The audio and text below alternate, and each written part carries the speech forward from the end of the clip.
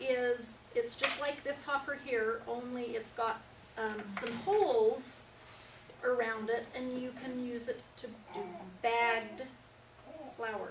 So if you wanted to give a bag of flour to one of your children because they can't afford to have a wheat grinder or something, you can have the other attachment. You attach it to this lid. You've got a plastic bag that you put in it, very similar to those bags right there. Turn it on, and it just pumps your grain right into that bag. Tie it up, and you're done.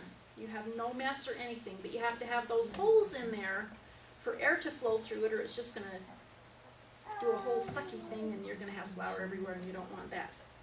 The other thing that it has that's new for it is for small grain attachment. So for your amaranth, your quinoa, any of your tiny, tiny grains, it has just a small cylinder that attaches right here. And on either end of the cylinder, it's got little half moons cut out of it. So you put that down over here, and it helps to control the flow of those tiny, tiny grains. Otherwise, if you just put all those tiny grains up here in this hopper, there's no air flowing through it. So the grains aren't going to go through your machine. It's just going to clog it up, and then you're going to have a big mess. So that's two things that you can buy for this one if you want to bag your flour or use it for tiny grains. I'm sending around a little basket. I printed off the different grains that you can and cannot use in here.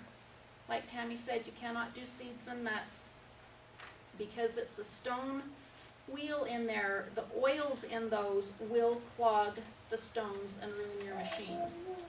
But any of the grains you can do in here. I've got bean flour in there. I've got green pea flour in there. What would you use that for? A few years ago, when we had our steak presentation, we had a gal, I believe her name is Angie Smith. She came and did a bean class for us. And she will actually grind her beans and her green peas and stuff for soup. So you've got bean flour. People put bean flour in cookies and in their breads and baked goods all the time, but you can also use it to make soup. So if you wanted to make condensed cream of chicken soup, you could use bean flour in its place. Or if you wanted to make just an individual serving size of split pea soup, you could use your split pea fat flour and then just add various spices and maybe some TVP ham, you know, to make your own little split pea soup or whatever. And bean flour, any of those bean and pea flours are a great thickener for those who are gluten-free. Yes. You have to be gluten-free. And that's the other thing, because either of these you can grind your rice in. If you're allergic to the wheat, you can make, you know, your rice breads. It'll do the brown rice. The sky's the limit with your grains, really. I put my corn in it all the time to make my own cornmeal. We make cornmeal pancakes, flour tortilla, or not flour tortillas, corn tortillas with it. So do you do, when you do your cornmeal, when you do your popcorn, do you put it on coarse for your cornmeal? And then do you put it on fine for your corn tortillas so you get more of a flour, you get more of like a masa? Or do you use them both, back and forth, I just use them interchangeably? back and forth interchangeably. I like the grain of the, well, okay, if I'm doing the flour for the masa, however you say it, yes, you do have to put it on the finer. But otherwise, I just always leave mine on the coarser, even for the split peas and stuff like that. This one doesn't make as big a difference as things like this. I'm looking at your bowl here, and you've really got just cracked in here, and you've got flour in here. I'm passing around the basket there. From coarse to fine isn't really a massive difference on this one. I don't know about this one, I wouldn't say it's a huge difference. but on this one here, it's not. There's a difference, but it's not huge.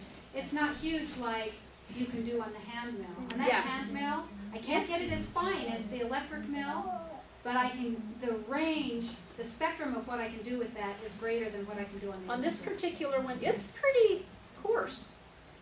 The flour, well, we've Yeah. been changing it, you have to Yeah. get, we'll have But to get even some on real this one fine here, flour and it's let 'em still try really it. fine, and this one is kind of medium, but this one really has the range. This doesn't have that big of a range. I have another question on there, because I don't use that one ever. When you load your hopper with wheat, or any grain, Okay. do you have to let it run all the way through before you turn the machine off? Yes. You can't turn, because I've had, No. you cannot turn the machine off if you are running it and you have grain in your hopper. You have to leave it on until it goes completely Until it through. drains. Okay. And you should never fill it full and then turn the machine on. You should always have the machine on and then start loading it in. I mean, if there were an emergency, yes, you can go ahead and turn it off. It's not gonna cause a problem. If you do that on a regular basis, it's gonna cause a problem. But you should have it, on when you put the grain in and let it run all the way through. So Tammy, what about the smaller grains like the amaranth and the quinoa and stuff? Can you do those in the other one? Can you do them in this one? I think you can. Should I tell you how I do mine? Because I make quinoa flour all the time. I do it in my blend tech.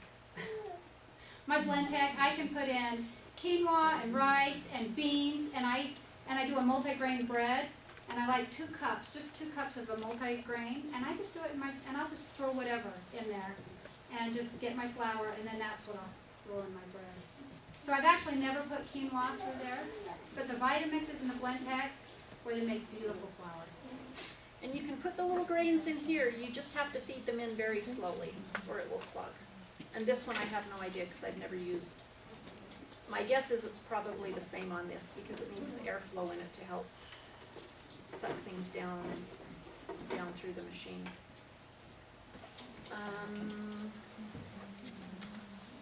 Should we turn them on? Should we see how loud it is? Yes. Okay, I was I'm going gonna to plug have this my one back in. husband do he's got a fun little device on his phone that measures. Oh, it's like a decibel meter? Yes, Yes, but he didn't we get wish we home would've in had time. that. He was stuck in that yesterday. So we're just gonna have to fine tune with our ears. So you turn yours on, because I don't know if our solar power will handle both. And why it was originally called a whisper mirror Try? is so beyond me. Okay. Sorry, I'm gonna experiment with your machine, Sherry. This is what that is. Do we want to put something in? Yeah, I think you should put something in it, don't you? Oh, but you have to do it, but then can we turn it off? Here, I'll do popcorn. Okay. You just put a tiny bit in the popcorn. I'm not gonna worry about putting it on yet. Okay. Okay. Does that cover the, no? Turn it off, this one you leave on, but it has copper holes. It just makes it quieter when you turn it on. Hey, did you hear how loud that was? Okay, now we're going to turn this one on. We'll just see, because I have no idea which one's louder.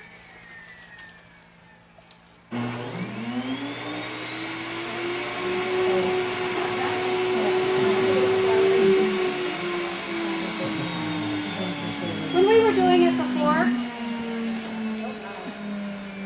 we kind of decided this was a little quieter, but I feel pretty confident that was a little faster. It's fast. It's It doesn't fast. take I me think more it's than faster than the Nutrimilk. Yeah. I think this one's a little quieter. I think that whichever one, you know, if you're in the market for an electric grinder, I think you'll be happy either way. I think they're very good machines. The companies are great to work with, good warranties, good repair.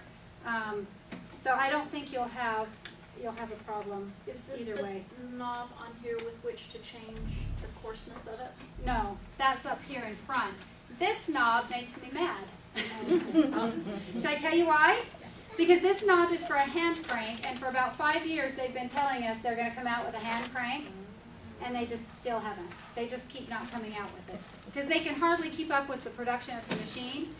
And it's probably been more than that. I want to say it's probably been 10 years that they've been telling us, oh, we're coming out with a hand crank. I don't even know if it's in their plans anymore, but that is what that's for. Is it was designed to have a little hand crank, but they haven't designed it. It's not in production at all. So this little knob makes me mad. Yeah. I'd love to know what it This is. little I didn't guy. know what the knob was for. You didn't know what it was I for?